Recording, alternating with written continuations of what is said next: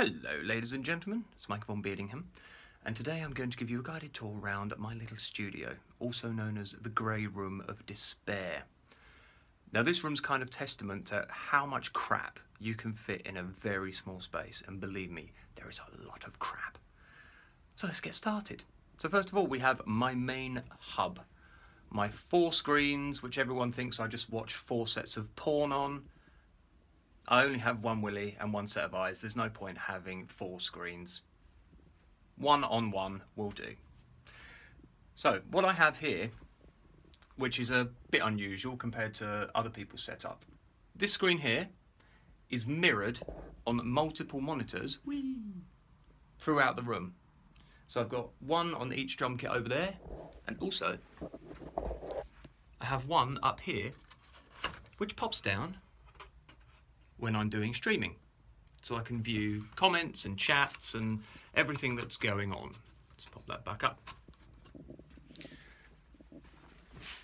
So this is my main PC that does everything there. I've got various audio interfaces for different things. I've got 3 here actually. I've got 2 Focusrites, so I think that one's a Focusrite's either 22 or 16, I can't remember. One of the 2. Pro 40. Lucky me. I've got another Focusrite here, and also this little Behringer which I use when doing broadcasting. That is taken from this, you can see it there, spin around.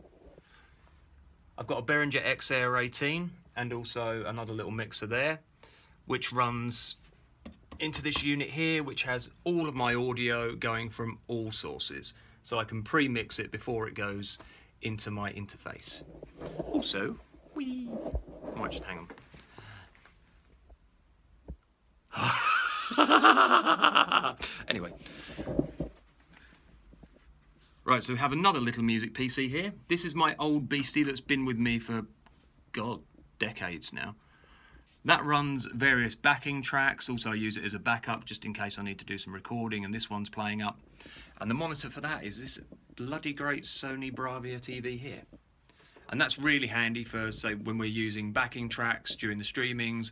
I can view all the tracks there. I can mute out bits and bobs that I don't need. So if we're drumming, I can mute the drums out. If we're singing, mute the singing out, etc. So most handy. So that's pretty much the basic setup. So let's so as you can see, I have a green screen behind me. So for that we have various lights. I've got microphones over there as well. So I've got a lot of lights in this room. Because this room is so effing dark, I have to have an absolute bucket load of light. So we have little workman's lights down there. I've got my diffuse lights here. Also got another one down there. You can see, yes. A little workman's light there. A couple of little halogens up there. All of these small halogens are LEDs. So they're not the brightest, but this one is an absolute monster. This thing here, a 50 watt LED light. I'll show you how effective this thing is. And I would highly advise getting one for anybody who is a very dark room like this. If I turn it off, boom. Whack it on, pow. That is one sexy mofo of a light. If a light can be sexy. Right, so that's all my, oh, we've also got a ring light up here. So generally when I'm green screening, all of these lights are on to give as less shadow as possible, as much light spread, so that the webcams and everything don't have to work as hard. Right, so instrument time.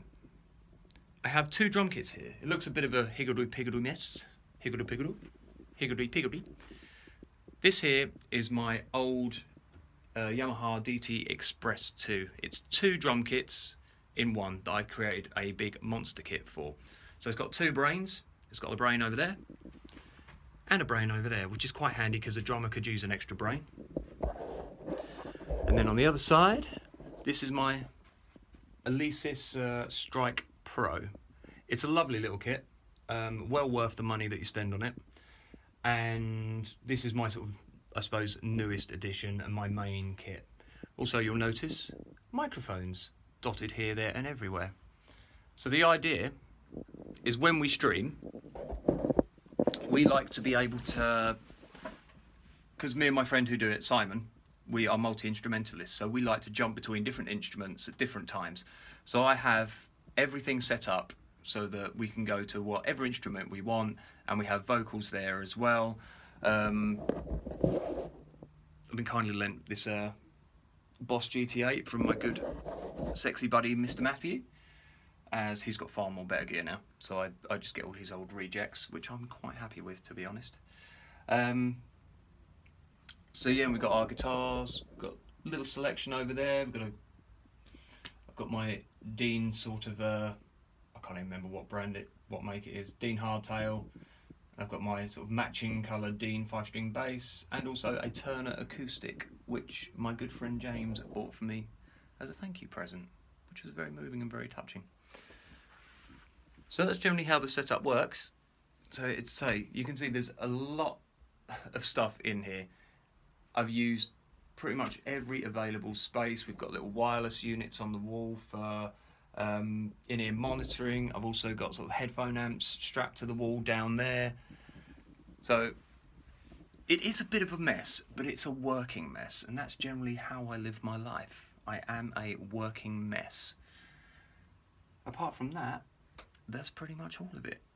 I am going to do at some point a little video on how I do my streaming setup, because it's fairly complicated and uses a lot of sources, and also about 3 iPads as well to work. So I'm going to film that for 2 reasons. One, somebody might be able to come up with a much easier way of doing it, which I would certainly be most happy with, but also just showing you what you can do using multiple sources. And I've just realised that that clamp looks a little bit like a penis. I just had a couple of little balls there.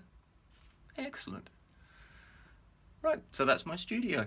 My home away from home, where I do my business and shit. So, if anyone's got any questions on how I do my stuff, because I've gone through a lot of different incarnations to try and get this studio to what it is, and it's a constant work in progress. So, any questions or anything I can help anyone with for little home studios full of crap and gubbins, let me know. Have a nice weekend. Bye bye.